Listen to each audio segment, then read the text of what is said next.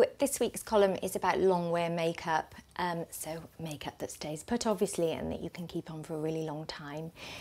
Long wear makeup has changed so much in the past few years. It used to be horrible, dry, cakey stuff that just made you look really old and dull in the face. But modern long wear makeup arguably doesn't stay on for quite as long, but manages to do its job very well without drying out the skin and while still looking glowing and vibrant. There are a couple of techniques and bits I wanted to pick out for you. If you're somebody who struggles to keep their makeup on, either because you have a very busy life and you need to go from morning to quite late at night with your face still looking quite groomed, or because you have very oily skin and so on, then long wear makeup can be a real boon, and there are a few things that you can do to help along the way. The first thing I would recommend if you struggle with this is a primer. There's a whole column and a whole video on primers. Do look it up if you want to know more. But basically a primer is usually a silicone base that goes on after your moisturiser, before your foundation, and what it does is it just provides quite a grippy canvas for the rest of your makeup, and you will find, whatever your skin type, that if you use a primer your makeup stays intact a lot longer. I don't use a primer every day, but I do use a primer whenever I wear proper foundation because it will take me all the way through the day. The rest of the time I just wear tinted moisturiser and don't bother with a primer. But if I've got lots of meetings and a do in the evening or whatever and I need to wear a proper foundation, I'll always start with a primer. They're usually oil-free, to be fair. They are usually oil-free. This one, Revlon Photo Ready, I think is 12 quid or something, and it's great. It's a really, really good one. It wasn't out when I did the primers column, or else I definitely would have included it.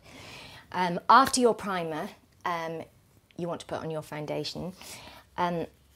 You want an oil-free foundation that specialises in staying on for a long time. So this one, Double Wear from Estee Lauder, is great. And the reason I really like this is because it is a long-lasting foundation, but it's really light in texture and it doesn't give you a full kind of cakey face of makeup. It just goes on quite satiny and quite sheer, so you don't have that awful thing where you look, you know, that kind of cabin crew makeup that they force those poor women to wear, where it's all kind of really thick and cakes and dries. It's a really nice one, that. After you've put on your foundation, I really, really recommend, after your concealer, I really, really recommend using a powder. A powder will definitely keep things in place a lot better than no powder. Just get a fine milled powder, either pressed or loose is fine. It will really, really help keep everything there.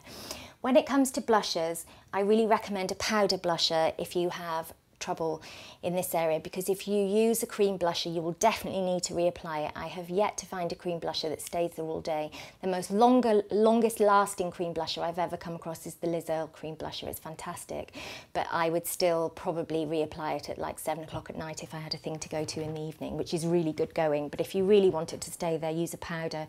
I love NARS, I really like Topshop powder blushes, they're great. Revlon are really good. Those sorts of brands, but a powder will definitely stay in place better. Now, the same doesn't necessarily apply to eyeshadows. For a really long time now, the assumption has been that if you use a cream eyeshadow, it won't stay there, that it falls into creases and so on, but that's just not the case anymore. It's really, really changed. The new cream eyeshadows are really, really good at staying put. There's a range by Bobbi Brown of long wear metallic cream eyeshadows that I just love. I wear them loads. It's so easy, you just put them on with your little finger and just blend them in, and what they do is give you quite a sheer wash of metallic colour. Obviously if you were doing this you would not put them on over your eyeliner because it will move your eyeliner, as mine has. You would put the eyeliner on afterwards.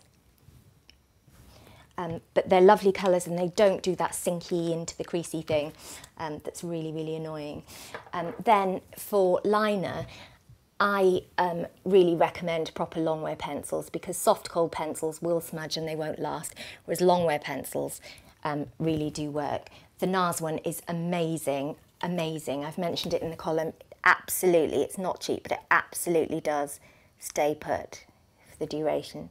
Sort out my smudges there.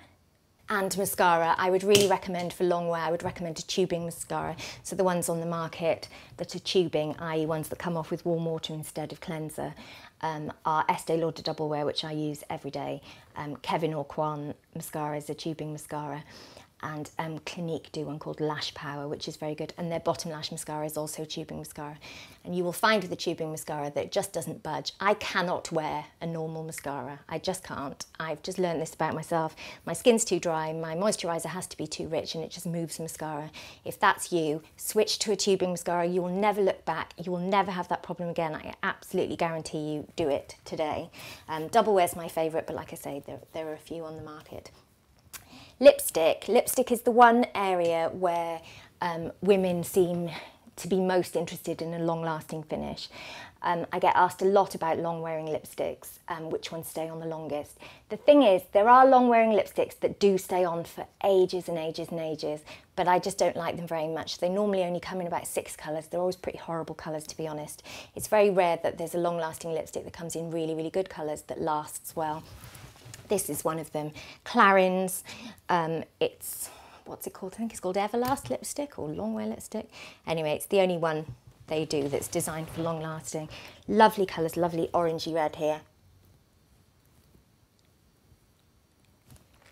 Generally, by the way, long lasting lipsticks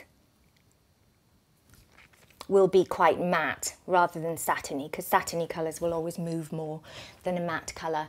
Although, as you'll see in the column, the Yves Saint Laurent new glossy stains are amazing. They're a lip gloss that fades to a stain, so you're not constantly reapplying, you've got a pretty stain underneath. Lovely colour, that's called Fusion Red, but they've got loads of great colours. And when I tested this, I found that I reapplied my lipstick maybe once or twice a day, as opposed to the normal kind of 4 times a day. I have to say though, I would never choose a lipstick based on its ability to stay put. I would always choose a lipstick based on texture and colour, because what is wrong with putting on lipstick? My God, sitting in a restaurant, you get out a lovely lipstick and a lovely mirror. It's just a good look. Well, I just don't see what the problem is. But nonetheless, I have recommended a couple in the column that really, really do last. So do let me know how you get on with those. And I would also love to know what your favourite, your personal favourite long-lasting makeup items are. Thanks for watching, and I'll see you next week. Bye.